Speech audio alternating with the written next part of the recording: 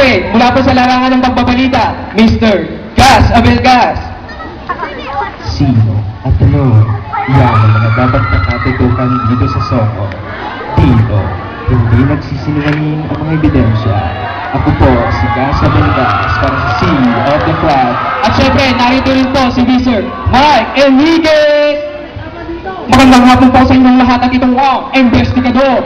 Kasalukuyan po nagkakaroon ngayon ng programa dito. Excuse me po! At syempre, narito rin po si Mr. Boy Abunda. Good afternoon, Yusu! Usap tayo. At syempre, narito rin po si Kuya Kim. Pero di ba makikita mga kaibigan, ito po ang kauna-unang gwapo sa UCU. Hindi, ito po yung Kuya Kim. Magpangilawin! At syempre, narito rin po si Mr. Bugoy Bilon. Wait lang, excited? Pamukha mo daw!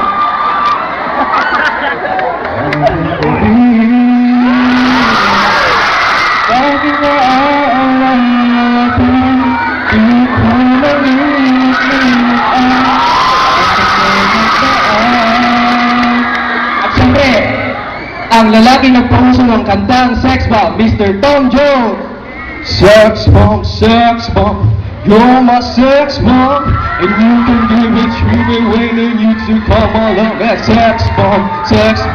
At syempre, ang mga paborito ninyong mga cartoon character, SpongeBob at si Patrick. Ang galing mo talaga, SpongeBob! Joke lang.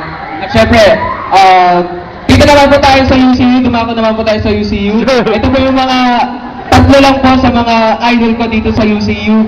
Edok, alam kong kilala ninyo ito, miss nyo na siya. Mr. Villamor Tumilaw. Wait lang. You should pass the recording. Okay ba? At syempre, mula naman sa NSTP Department at Criminology, Mr. Jerry Dichoso! Okay, so next week, so,